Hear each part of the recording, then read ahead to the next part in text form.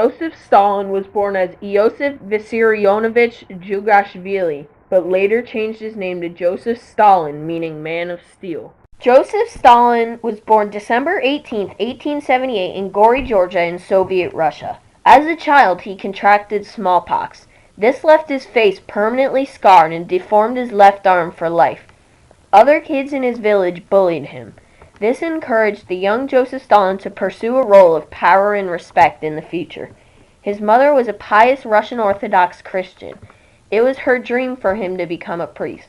He is quoted as saying, "You know, they're fooling us. There is no God." Needless to say, he did not end up becoming a priest. He joined a secret society known as the Messame Daci, which wanted Georgia to become independent of Russia in 1898. He dropped out of seminary school a year later. The records show he stopped paying tuition, but he most likely stopped to pursue his revolutionary ideas. He joined the Social Democratic Labor Party in 1901, and the next year was exiled to Siberia. He was not very good at giving speeches like Lenin and Hitler were, but his natural leadership helped him organize strikes and plan meetings for his revolutions. He was known as an outlaw by the Tsar's secret police known as the Okranka.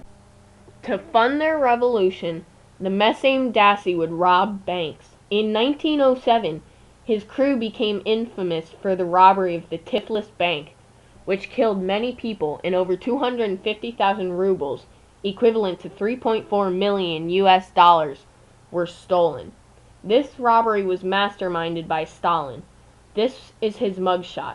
In March of 1917, the Tsar, which was the Russian emperor, renounced the throne, and the revolutionaries took over and formed a temporary government. April of 1917, Bolshevik leader Vladimir Lenin criticized the rebels' new government. He took control of the revolution and seized land from the upper class and gave it to peasants to farm. He took factories from industrialists. By October, the Bolsheviks were in control of the Russian government. The new Soviet government officials struggled internally for high governmental positions. Stalin was given the newly created title of General Secretary of the Communist Party. He used what power he had to appoint many government officials to build a base of supporters who owed their appointment to him. By the time Lenin, who had the highest governmental position, became ill, most of the power had transitioned to Stalin. After Lenin's death in 1924, Stalin obliterated Lenin's political base and exiled most of Lenin's supporters to Europe and the Americas. This included Leon Trotsky, who was named by Lenin as his successor to gain control of Russia when he died. But Stalin took over as dictator. Anyone he suspected to be against his policies were arrested in the night and executed for being enemies of the people. This was the start of the Great Purge, where Stalin led the execution of about 500,000 of his own people, many in governmental positions between 1934 and 1939. Another 12 million were sent to labor camps known as gulags. In 1937, the commander-in-chief of his army and 7 leading generals were shot, and half of all army officials were executed or imprisoned. 20 million civilians were put in gulags, and half of them died.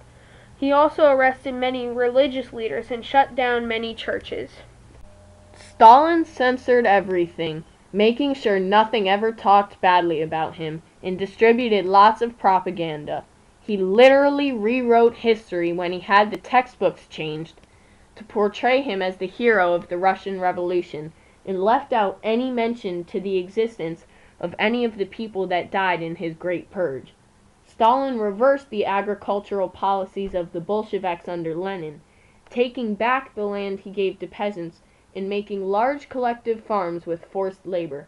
Stalin created propaganda such as this that portrays him as a great, kind leader. Around this time, Stalin saw Ukraine as a potential threat because he thought they were trying to gain independence from the Soviet Union.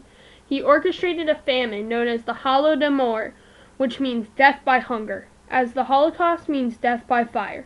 Soviet police confiscated all farms, crops, and livestock. They sold these products to European countries to fund Stalin's 5-year plan. Anyone who refused to give up their farms were shot mercilessly and their farms were taken. He would force these homeless farmers to work in labor camps on the collective farms.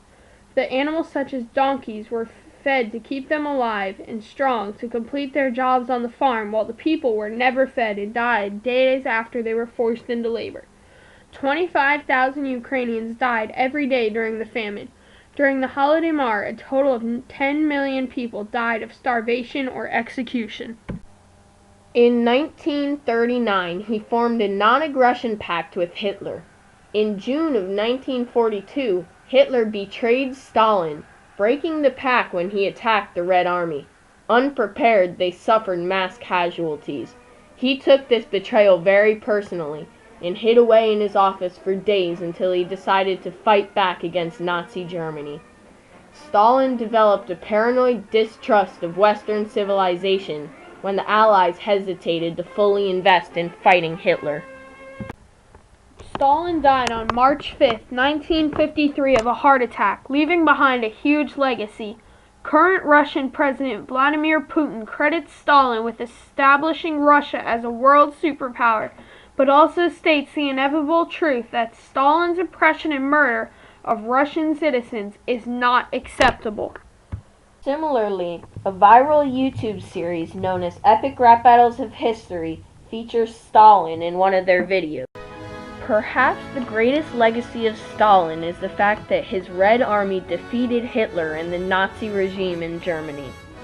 Without Stalin's military actions against Hitler, there's no telling what the outcome of World War II may have been.